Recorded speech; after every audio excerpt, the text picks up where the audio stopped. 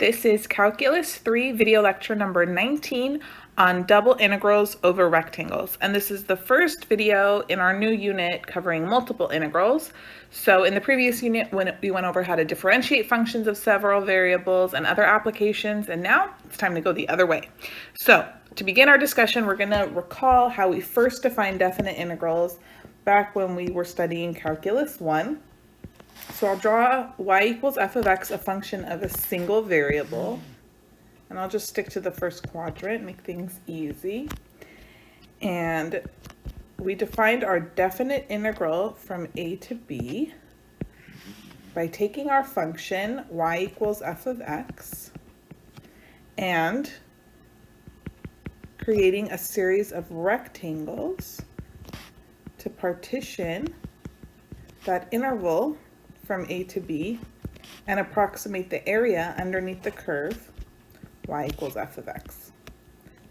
And remember, we studied the fact that obviously there's going to be some error in using rectangles to approximate the area underneath the curve, regardless if you use left endpoints, right endpoints, or midpoints. But as you create more and more rectangles, this error goes to 0. So then the idea was, well, let's just take the limit as n approaches infinity, so we have infinitely many rectangles, of the sum I equals 1 to n. Remember, the base of each of these rectangles was a delta x. If they're evenly partitioned, one arbitrary one would be delta x sub I. And then depending on if you're using left endpoint, right endpoint, or midpoint, then the function value that gave you the height of that rectangle was f of x sub I star. So our area was given by base times height, which we usually wrote f of x sub I star times delta x sub I, and then we saw that this limit becomes the definite integral from a to b of f of x dx. All right, so we want to work in a similar way now, except we have moved on and we are working with functions of several variables. So I have z to consider, which is a function of x and y. And x and y, we're going to restrict them to being over a rectangular region R, just in the xy plane. We will loosen that restriction shortly, so don't fret. So that means we could represent our rectangular region R by the interval a to b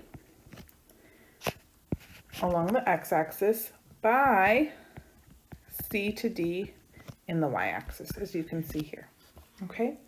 So basically now notice, here's my surface. Z is a function of x and y floating up above the xy plane. It could be above or below, doesn't matter. We're just doing this to make it easy to visualize. And then I want to integrate it over this rectangular region R. Well, how would I do that? I'm going to do something similar to the process that we did for functions of single variables. So if we partition this rectangular region by first partitioning the interval a to b into, let's say, m many pieces, and then we'll partition the interval c to d into n many pieces, then we're going to have m times n many increments, or little bases, little bits of area. Notice here. So, well, since I said I was going to do a to b first, let's draw it that way. So I'm going to cut up the interval from a to b in m many pieces. And then I'm going to also cut up the interval from c to d into n many pieces. Okay. So to figure out the total number of little baby rectangles that I have down here, you would just take m times n. Okay, that's similar to how we had a bunch of little delta x sub i's, right? And then remember, you go to each interval and then you pick that representative function value. So we're going to do the same thing. So I'm going to pick within each little rectangle, right? Within each one, I'm going to pick some x sub I star, y sub I star, and we have options. We could do like the dead center, lower left, upper right, whatever. We'll talk about that later. So I pick some little representative in each of these rectangles, and this is in the xy plane. And then from there, I'm going to evaluate the function at that point, at that representative point. So I'm going to evaluate f of x sub I star, y sub I star. And so that's going to give me some height, right? Like you would have some little rectangular solid, and you're going to keep creating more and more of these. Ooh, all right. Then I multiply this value here, that function value, by the base of the region, by the increment of area, which instead of calling it delta x, now since it's in the xy plane, this is delta A sub ij, right? Because each of these little rectangles here is an area. It's a two-dimensional quantity. And then I multiply that by the height here of the function at that representative x sub I star, y sub I star. Okay. And then we put it all together. Of course, this is an approximation, so the more the merrier. How about infinitely many? So I'm going to take the limit as m and n approach infinity. And then in this case, we have to do a double sum, right? So we'll have the sum I equals 1 to m, and then the sum j equals 1 to n of f of x sub I star, y sub j star, times delta A sub ij. Okay, so here's our definition for the double integral over f over the rectangle R. It's the limit as m and n approach infinity of the sum I equals 1 to m times the sum j equals 1 to n of f of x sub I star, y sub j star, delta A sub ij, which once we take the limit becomes the double integral over our region R of f of x y dA. Okay, very good. So, like you probably did when you first discussed the idea of definite integrals, we approximated using Riemann sums. So we're going to do something similar right now. Also, it's important to keep in mind that this double integral represents a volume. Well, why is that? Well, look at what quantities you're dealing with. This is an area, and then you're multiplying by a height, right? So you have a two-dimensional quantity times a third dimension, so this represents volume, typically.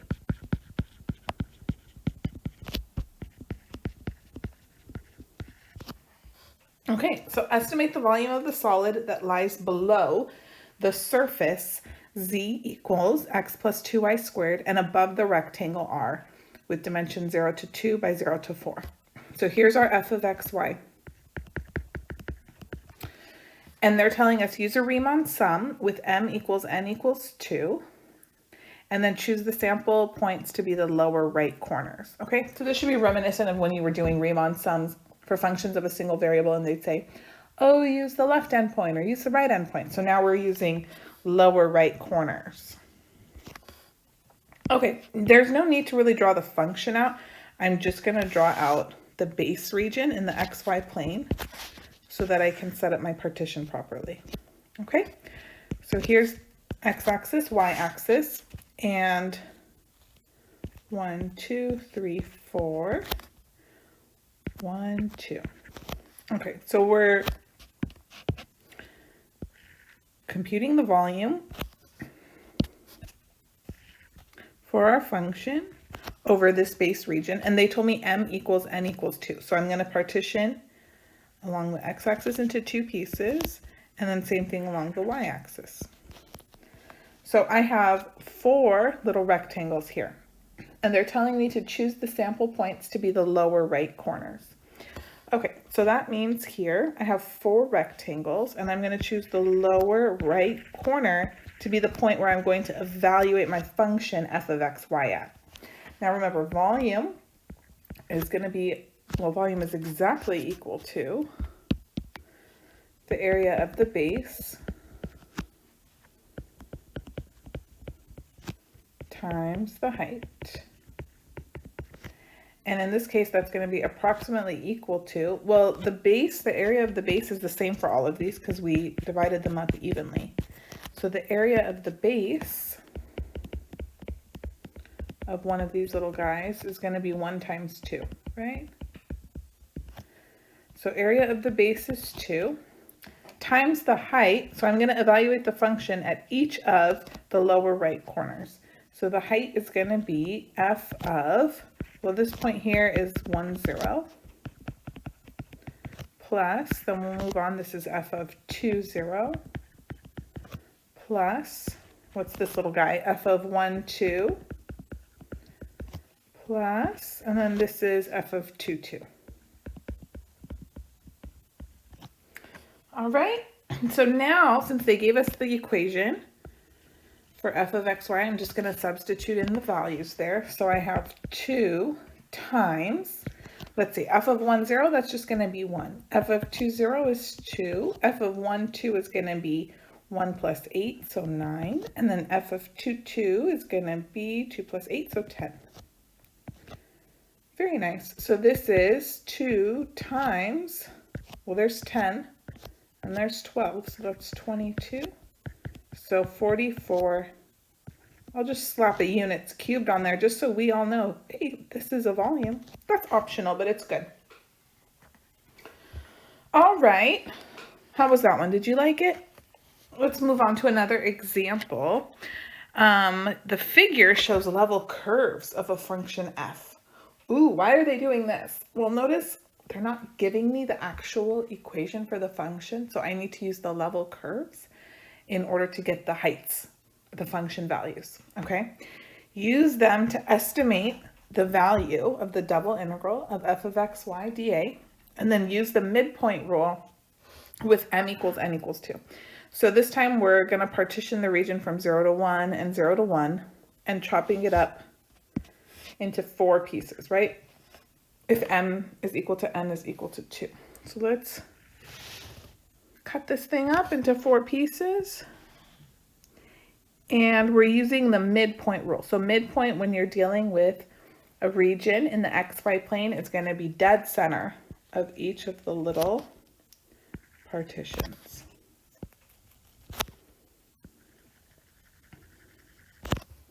Okay, so just approximate, do your best. All right, so our double integral f of x, y, dA is approximately equal to delta A times, and then I need the function values at each of these 4 partitions here. Okay, so first one, let's start at the lower left. So that point, that function value is closer to the level curve at 11, and then look at how far 10 is. So you just kind of approximate it. I don't know, I'm going to guess 10.8. Okay, sound good to you? Plus, now let's move on to this guy. I mean, it almost looks halfway between 9 and 10, don't you think? I'm going to say 9.5. All right, what about this one up here in the upper left? Maybe 12.7? And this one landed right on 11. Okay, so all I need is delta A now. Now look at this. Delta A is the increment of area, right, for one of the little partitions of the rectangular region.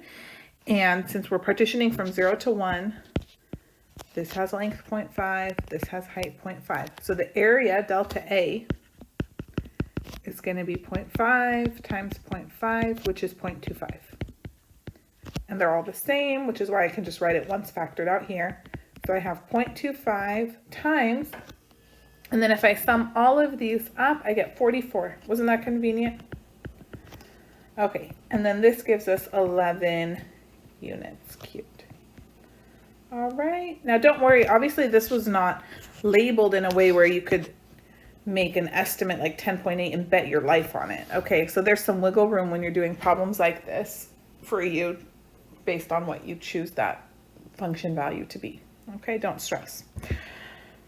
All right, let's move on. Evaluate the integral by identifying it as the volume of a solid. So we're not actually going to integrate this guy. I haven't even told you how to do it, so Don't worry about that. But we're going to instead use the fact that we know this represents a volume. This is the base region of the volume. And guess what? 5 minus x is the height, or the function, so let's draw it out. So f of xy is equal to 5 minus x. And remember, f of xy I can represent with z as a function of x and y. And then what is this the equation of? X plus z equals 5. I hope you haven't forgotten. This is a plane. Now, I'm only going to draw this plane in the first octant because I'm just considering the volume over the region from 0 to 5 and 0 to 3 in the xy plane. Okay, so let's start graphing. So if I have x plus z equals 5, you can basically just draw a line in the xz plane, right? And then project it parallel to the y-axis because y is missing. So here we go. 1, 2, 3, 4, 5. Up. 1, 2, 3, 4, 5.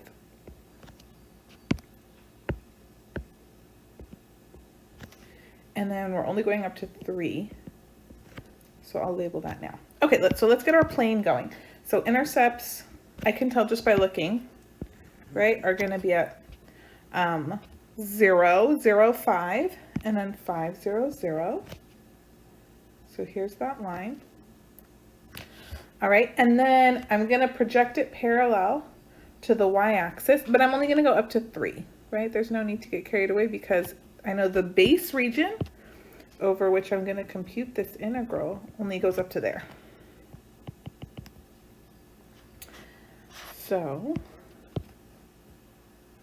let's just add on a little portion here for the plane, and then we're going to stop and then cut it down there. Okay. Beautiful. So you could see here, I'm going to shade this in. So here's the plane. Let's get this going, right? Okay, here we go. So here's the plane. That's x plus z equals 5.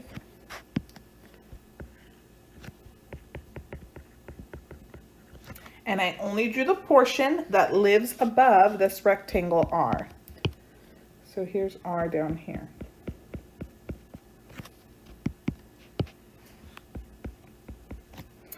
Okay, now we know this double integral represents the volume of this solid. So can we somehow compute it without actually integrating, since we don't even know how yet? Yeah, well, if this is a region here with a rectangular base, and then notice the height here is 3, and then since it's not a rectangular solid, it's triangular, it's been cut in half, I'll just take half of that quantity. So the volume is going to be 1/2 length times width times height, right, of a rectangular solid. So I have 1/2 length, 5, times width, which is 3, right? Here's 5, here's 3, and then the height is up to 5. Did I say 3 earlier? I'm so sorry. And this is going to be 75 over 2 units cubed. Although, you know what? They just wanted us to evaluate the integral, not the volume. So I'll ditch this. Okay. Bravo. Now let's look at some properties of double integrals.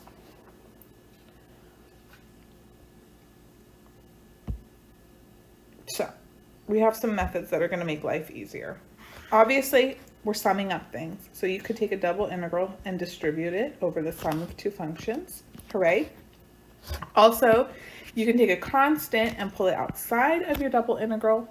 And then we have this last nice property here that if you know the function values for one function, f are always greater than or equal to g over some region r, then obviously the value of the double integral over f of xy dA is going to be greater than or equal to the double integral of g of xy over dA. Okay, so basically there's going to be more volume underneath f because it's higher, it's taller up. The function values are larger. Okay, let's see. We're going to apply this last one and do something a little fancy. So if you're working over the region in the xy plane defined by this rectangle R here, so 0 to 1 by 0 to 1, show that the double integral over R of sine of x plus y dA is bounded between 0 and 1.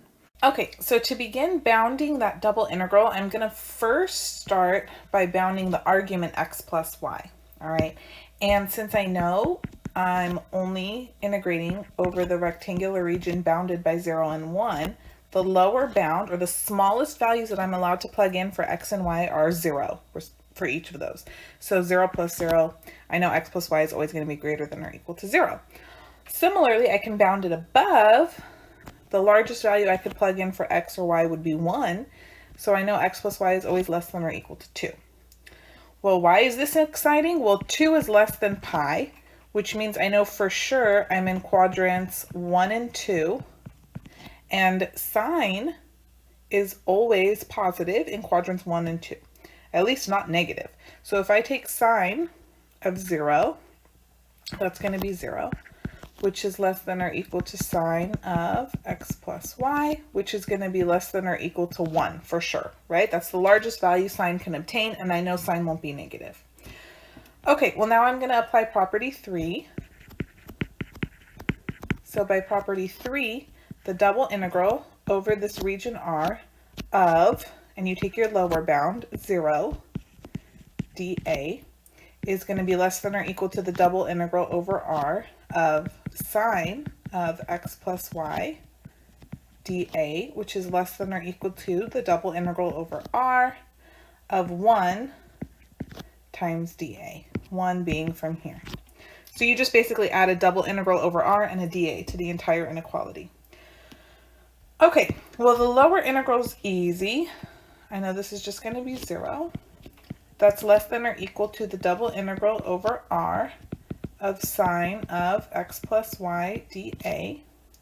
And then what about that integral? That's our upper bound. Well, you're going to have to recall something from Calculus 1. My goodness. So recall, if you were integrating from a to b and you just had dx, right? Your function was 1 times dx, which would just give you back, and you didn't have to even write the 1, but let's do it. Antiderivative of 1 is just x, and then you evaluate it from a to b, and you get b minus a. Do you remember that property? So you can skip that middle step. You just say, oh, I have a to b, I have a dx, it's going to be b minus a. It's going to be the length of the interval over which you're integrating. So similarly, guess what happens? You have a double integral over R dA. There's no function, or it's basically 1. You just get back a of R, which is the area of the region over which you're integrating. Basically, in that case, the area is equal to the volume because the height of the function is just 1, right? So that's why they're the same. All right, cool. Well, we're going to use that right now for this upper integral here that's bounding from above. The double integral over R, do you remember what R was? Let's go back here. R was that rectangular region, 0 to 1 by 0 to 1. Do you know what the area of that would be? It would just be 1 times 1. So upper bound's going to be 1. That's the area of R. Voila, look at us. Okay, so in first semester calculus, that definite integral from a to b of f of x dx was first defined as a limit, right, involving Riemann sums, maybe you remember. But this approach made it very difficult to evaluate integrals and very tedious. So once you learn the fundamental theorem of calculus, it made life a lot easier. And basically that allows us to evaluate an integral using antiderivatives, because we know that the definite integral from a to b of f of x dx is equal to the antiderivative of lowercase f, which we represent with capital F, evaluated at the upper limit b, minus antiderivative of f, evaluated at the lower limit a. Now, similarly, we've seen that double integrals are defined using double Riemann sums and a limit, and it would not be very fun or manageable to evaluate them that way using actual double sums and formulas. So we have an approach that makes a lot more manageable, and we're going to use our previous skills and ideas, and you could probably guess it's essentially partial integration.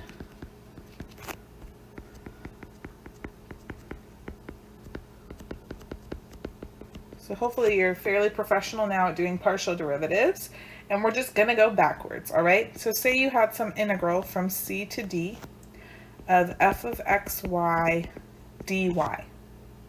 Well, you're going to treat x as a constant, anti-differentiate with respect to y, and then evaluate at the limits c and d anywhere you see y, right? So this would yield, in the end, a function of x. And then, if after that I proceed to anti-differentiate again from a to b with respect to x after, so you would do this part after, then this yields a constant.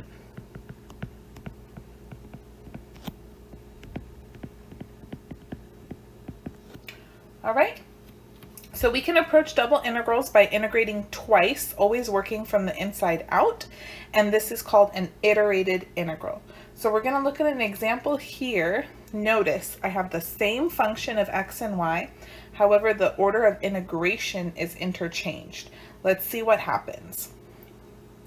We're going to start from the inside, work our way out, and make sure you rewrite the entire problem each step of the way. So I have integral from 0 to 1, and the dy, that's going to stay out there. And now I'm just going to focus on anti-differentiating from 1 to 2, x to the fourth minus y squared with respect to x. So I'm treating y as a constant. All right, let's do it. So antiderivative of x to the fourth with respect to x is going to be x to the fifth over 5. And then remember, y is just a constant. So antiderivative is going to be negative xy squared. And I evaluate this from 1 to 2. All right, you good?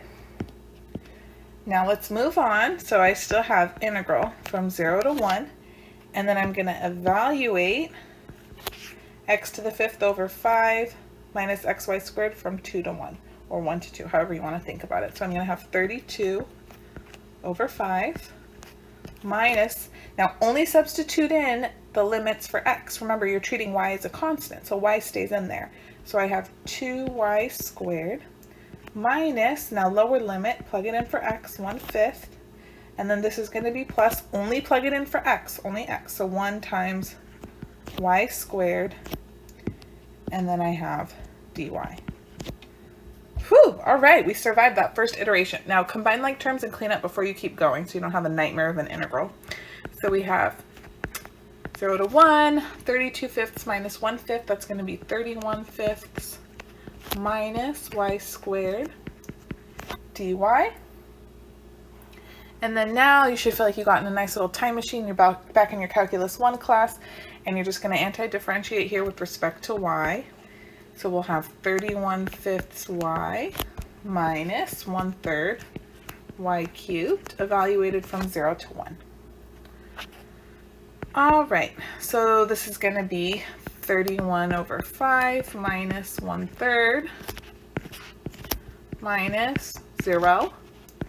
So 31/5 minus 1/3, that's going to be 93 minus 5, so 88 over 15. Fantastic. Do you have any conjectures about the other direction? Well, let's try it out and see what happens. Okay, so now we're going to anti-differentiate with respect to y first, treating x as a constant. All right, so let's separate this. And here we go. So we're going to leave this integral from 1 to 2 and dx on the outside. And now I'm just going to anti-differentiate x to the fourth minus y squared with respect to y. So treat x as a constant. So that means you're going to have x to the fourth just times a y minus 1/3 y cubed. And then this is going to be evaluated from 0 to 1. Okay, so then now we have 1 to 2. And then I'm substituting in the limits of integration. Always remind yourself, for y because I just anti-differentiated with respect to y. I'm treating x as a constant, so just leave it alone. Don't plug in anything to that poor little x. So we have x to the fourth times 1 minus 1/3, substituting in 1 for y, minus, and then now I'm plugging in zeros for y. Ooh, so everything's 0. Very nice, dx. Okay, so let's rewrite this. I have integral from 1 to 2. You know what? We can just anti-differentiate, but whatever. X to the fourth minus 1/3 dx. There were no like terms to combine. And then now I have 1/5 x to the fifth minus 1/3 x, evaluated from 1 to 2. Now we can evaluate this at the limits of integration. So we're going to have 32 over 5, plugging in 2 for x, minus 2/3. That's the upper limit. Minus 1/5 minus 1/3. Okay. And then 32/5 minus 2/3, so 32 times 3, that's 96, minus 10, that's 86 over 15, minus, and then this is going to be 3 minus 5 over 15, so negative 2 over 15, so plus 2 over 15, which is 88 over 15. My goodness, I don't believe it. No, I do. So they match up. Notice the values obtained were the same, and we actually have a theorem that confirms this. So we have Fubini's theorem, and it tells us if f is continuous on some rectangular region R, then the double integral over R of f of x y dA is equal to, I'm not going to read it, just look at what's going on. So we've interchanged the order of integration, and we obtain the same value. Now the key thing here is that these limits have to be constant, okay?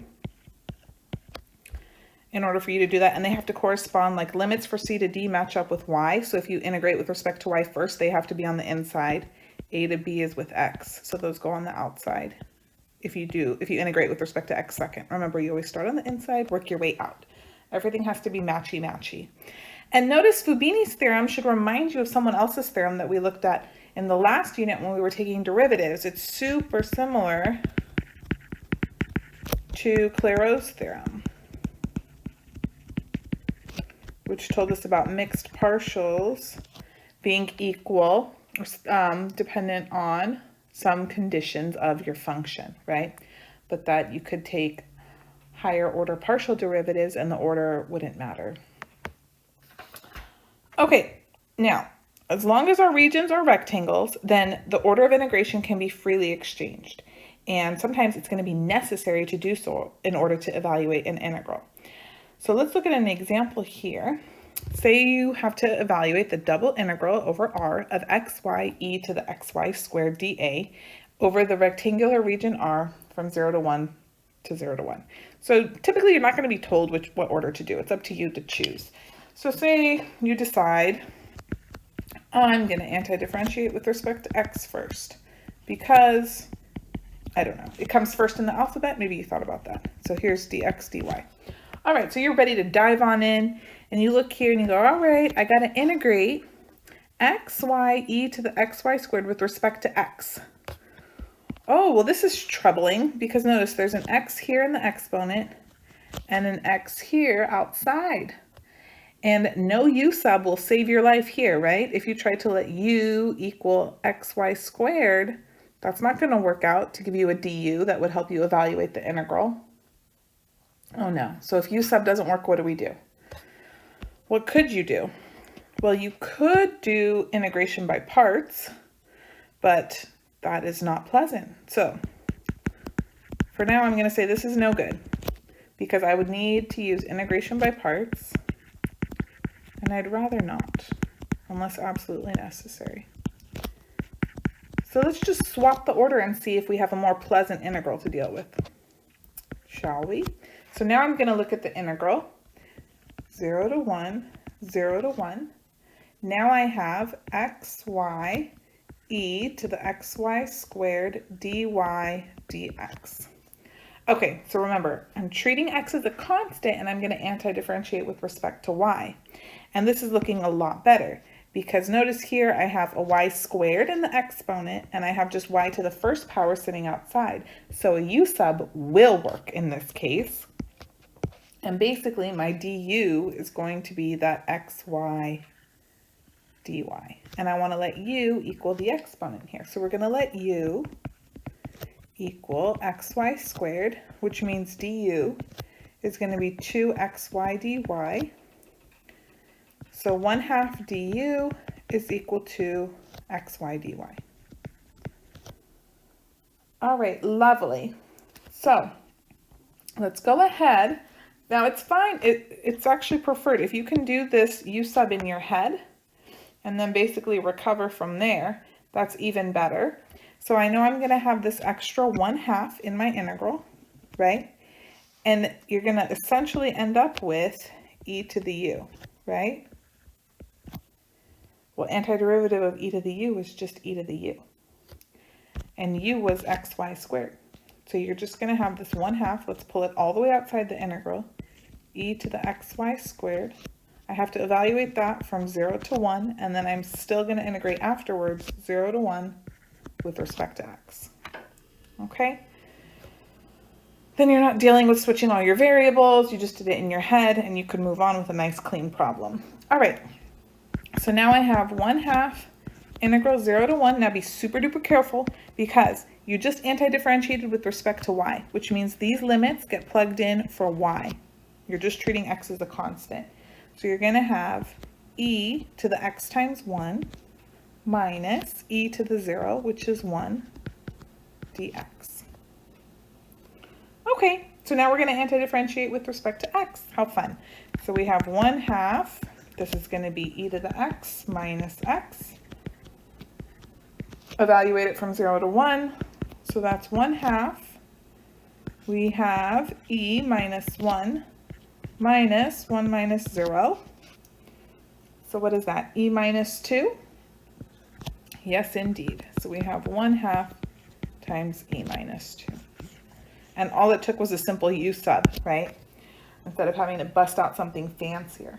So when you're setting up a double integral, it's really important to consider the order of integration. And I did mention u substitution, integration by parts. Even though we avoided integration by parts in this example, it doesn't mean it's never going to come up or be necessary throughout this course. So make sure you review all of your integration techniques from Calculus 2, including trigonometric substitution, how to deal with like a cosine squared or sine squared in an integral, as well as partial fraction decomposition, one of my favorites. Okay. Now, we're going to look at another special case where our double integral can be written in a different form, which makes it very easy to evaluate.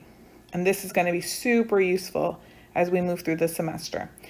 So suppose you have a function, f of xy, but it actually can be written as the product of a function solely of x times a function solely of y. So that's what it means that you can write f of xy as g of x times h of y.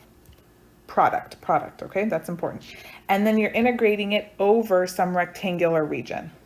Then the cool thing is you can write the double integral over R of f of xy dA as the product of the integral from a to b of g of x dx times the integral from c to d of h of y dy. And so basically you're just treating them each as a function of a single variable, anti-differentiating over the interval, and then multiplying the results in the end. You can only do this though if your function satisfies the conditions that you can write it as a product of x, a function of x times a function of y, and you have to be integrating over a rectangular region. So all your limits have to be constants. Let's try it. It's so fun. So we have double integral over R of 1 plus x over 1 plus y dA, and then they give us the rectangular region R. And notice I can definitely write this as a g of x times an h of y, right? Because you have 1 plus x times 1 over 1 plus y, don't you? So you could think of that as your g of x, and that's your h of y. You don't have to write this out every time you do it. I just want you to recognize the form. Okay, so let's get going. So I'm going to write this as the integral from -1 to 2. Now those are the limits for x. So I'm going to put 1 plus x first with a dx Lovely. And then next one's going to be from -4 to -2. We have 1 over 1 plus y dy. Hooray! Now, just going to go ahead and take your antiderivatives. So we're going to have, let's see here, x plus 1/2 x squared evaluated from -1 to 2 times, and then antiderivative of 1 over 1 plus y is going to be natural log of the absolute value of 1 plus y evaluated from -4 to -2. Okay, so let's get in there. So plugging in 2 for x, we will have 2 plus 2 squared is 4 times 1/2 is 2 minus -1, so that's plus 1, minus 1/2 times -1 squared, so that's going to stay -1/2. Okay, moving on to that ln. So if I plug in -2 for y, now I have ln of -1, but I'm taking the absolute value, so that's natural log of 1 minus natural log.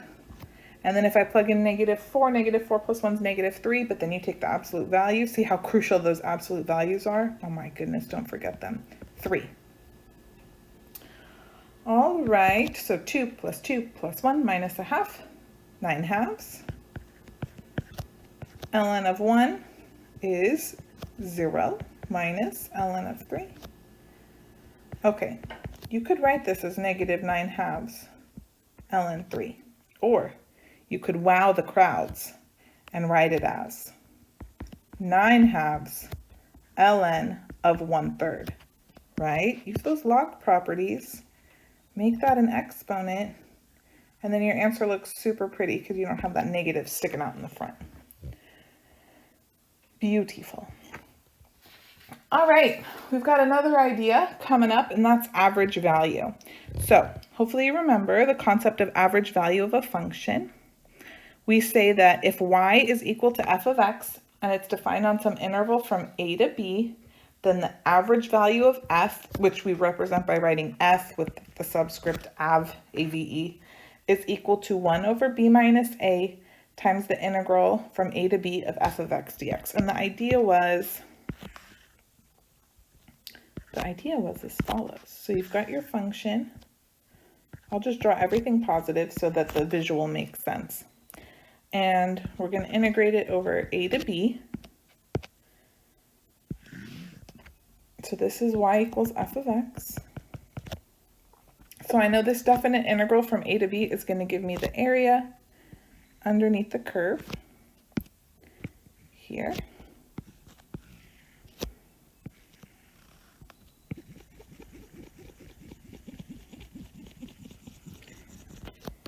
And let's look at, I'm going to rearrange this formula here and multiply both sides by b minus a. So the average value of f times b minus a is equal to the definite integral from a to b of f of x dx.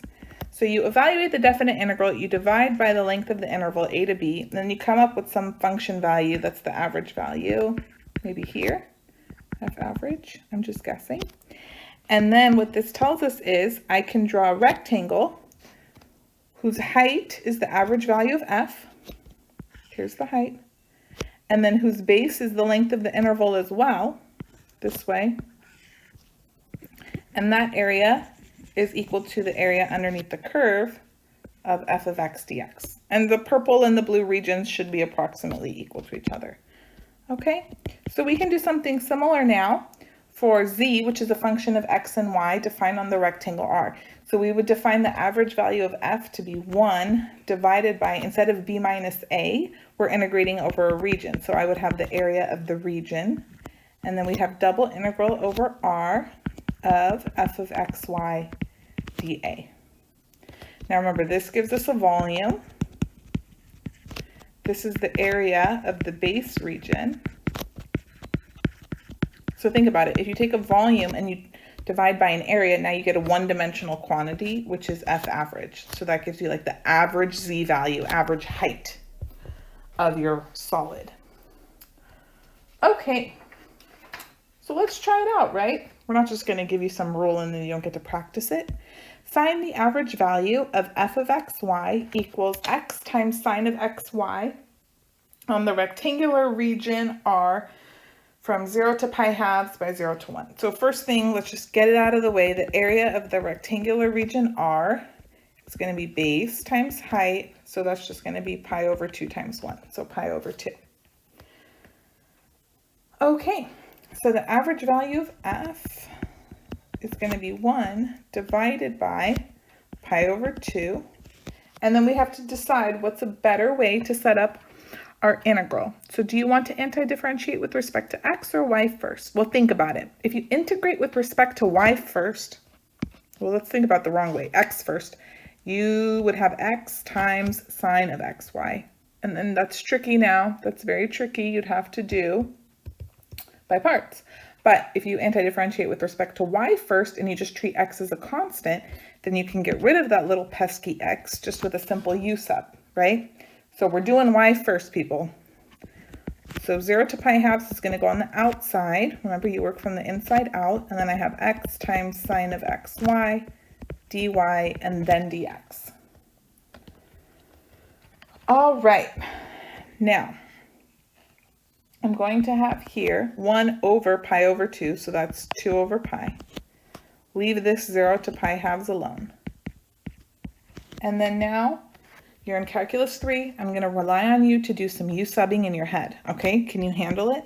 You don't even need to write this out, but I will just for the sake of instruction at this moment.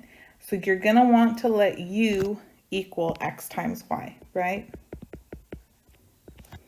And then that way du is going to be x dy, which gets absorbed right here. So what's the antiderivative of sine of u? It's going to be negative cosine of u, and u was x times y, so just put cosine xy, put the negative outside so it doesn't bother you, and then we're going to evaluate this from 0 to 1, and I still have the dx. Okay? Good.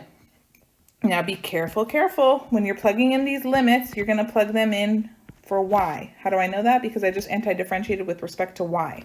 So don't touch the x. You're treating it as a constant. Leave it be. So we have negative 2 over pi, and then just leave this alone, 0 to pi halves. It's minding its own business. Cosine of x times 1, that's cosine of x, minus, and then cosine of x times 0, cosine of 0 is 1 dx. Whew, we made it. Okay, so now time to anti-differentiate with respect to x. So I'm going to have negative 2 over pi. Antiderivative of cosine x is going to be positive sine x. Antiderivative of negative 1 is going to be negative x. And then I'm evaluating this from 0 to pi halves. So now we have negative 2 over pi. Sine of pi halves is 1 minus pi halves minus 0, 0. Okay. And then let's distribute this guy through. So I have negative 2 over pi plus 1. But I mean, who would ever leave an answer like that? Put that negative term second. 1 minus 2 over pi. Much better. Okay, there you go. Shall we move on? I think it's time.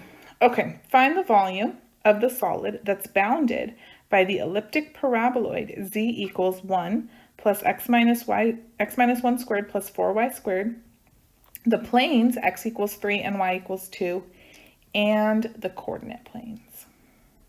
Okay, so let's think about what's going on. If we're bounding by the coordinate planes and these planes as well, then we're living in the first octant, yes? So the region R is going to be from 0 to 3 along the x-axis by 0 to 2 along the y-axis. I don't need to graph the elliptic paraboloid. That's my function of x and y. So if I want its volume, I'm just going to set up a double integral. Is it more advantageous to anti-differentiate with respect to x or y first? It doesn't really matter. The way I'm looking at the function, I don't have any like mixed terms or products, so it won't really matter. So set it up however your heart desires. I'll just do y first and x last. So volume's going to be, I'll just set up a general one first. So we'll have double integral over R of f of xy dA, which is going to be integral from 0 to 3 and then 0 to 2. And I have 1 plus x minus 1 squared plus 4y squared. And since I have 0 to 2 on the inside, then that means I'm anti-differentiating with respect to y first and then x second. You could go the other way around and it'll be pretty much identical process. Okay, so let's get going. So I'm going to leave 0 to 3 alone and just start anti-differentiating with respect to y. So antiderivative of 1 is going to be y plus, this is a constant, right? Do you see any y's in it? I don't. So just slap a y on there. So x minus 1 squared times y. And then this guy, 4y squared, is going to become 4/3 y cubed from 0 to 2. And don't forget, you've got a dx here. Okay. Good. Now I'm going to plug in the limits of integration. Remind yourself. You have to remind yourself. What variable do I plug them in for? Well, who did I just anti-differentiate with respect to? Y. So plug them in for the y's. Be careful. And we will have here 2 plus x minus 1 squared times 2. So put the 2 in the front. Otherwise, it would look peculiar. Plus 4/3 times 2 to the third. So that's going to be 32/3. Minus, and then if I plug in 0 for y, everything's 0. Dx. Okay, looking good. Let's combine some like terms before we go again. So 0 to 3, 2 plus 32/3, that's going to be 38/3, plus 2 times x minus 1 squared dx. And then now I can anti-differentiate with respect to x easily, so I have 38/3 x plus, hopefully you don't need a u sub here, right? You can do this in your head. So increase the exponent by 1, divide by the new exponent. If you did a u sub, it would be worthless. U would be x minus 1, du would be dx. Okay, enough of that. So 2/3 times x minus 1 cubed from 0 to 3. And then I'm going to have 38/3 times 3, ooh, that's just 38, plus 2/3 times, let's see, 3 minus 1 is 2, cubed is 8, so 8 times 2/3 is 16/3, minus, that's the upper limit, 0, minus, and then if I plug in, oh, plus down here, well, it will be minus, yes, it'll be negative 1 cubed times 2/3, so minus a 2/3. So 16/3 plus 2/3, that's 18/3, so that's 6. 6 plus 38 is 44. There we go. Correct, 44 units cubed, whatever you feel like. Okay. Now, one of the skills that we're going to need in this chapter is to take a double integral and then sketch the volume that it represents. Sketch that solid. Okay? So you got to think back to when we first went over all of the graphs of the surfaces. And if you need a little refresher, the video is linked here. Just click in that upper right to access it. So sketch the volume whose solid is represented by the double integral from 0 to 1 by 0 to 1 of 2 minus x squared minus y squared dy dx. So notice they're not asking us to actually evaluate this double integral. They just want us to sketch the solid. So you got to break it down, identify what's going on. First things first, this is my function f of xy. It's 2 minus x squared minus y squared. Can you identify what that is? If you had z equals 2 minus x squared minus y squared, maybe you'd feel more familiar. Z equals x squared plus y squared is an elliptic paraboloid opening upward. Since it has negatives in front of the variables and that 2, then we know this elliptic paraboloid is opening downward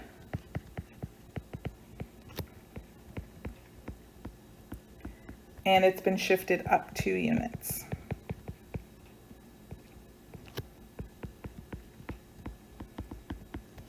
All right.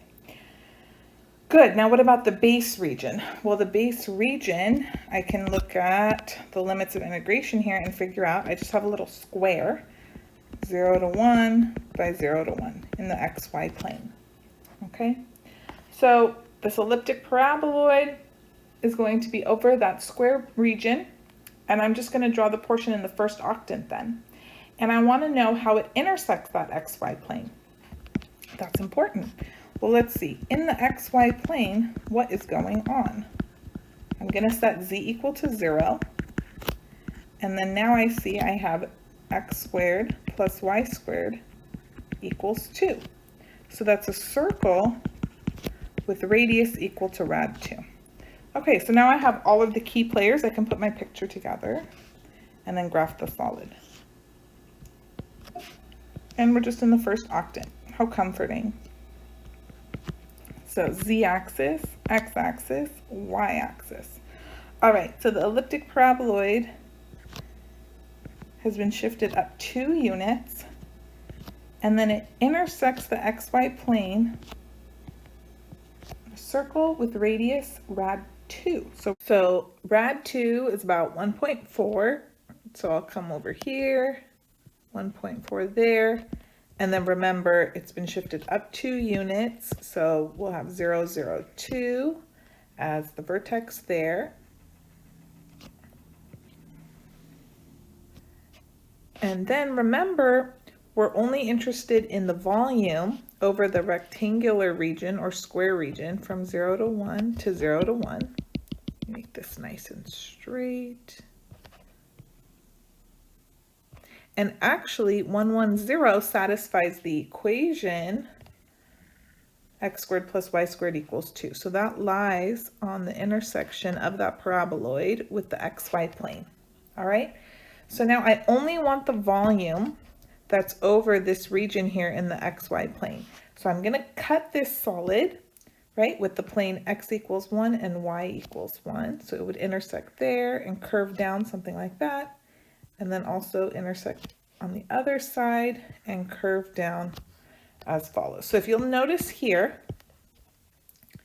this face is cut by the plane x equals 1. This face is cut by the plane y equals 1. And then the elliptic paraboloid determines this face here. And this portion of the solid, whose volume is represented by the double integral, is only in the first octant. All right, so just make sure you're careful when you're graphing, and that concludes the video.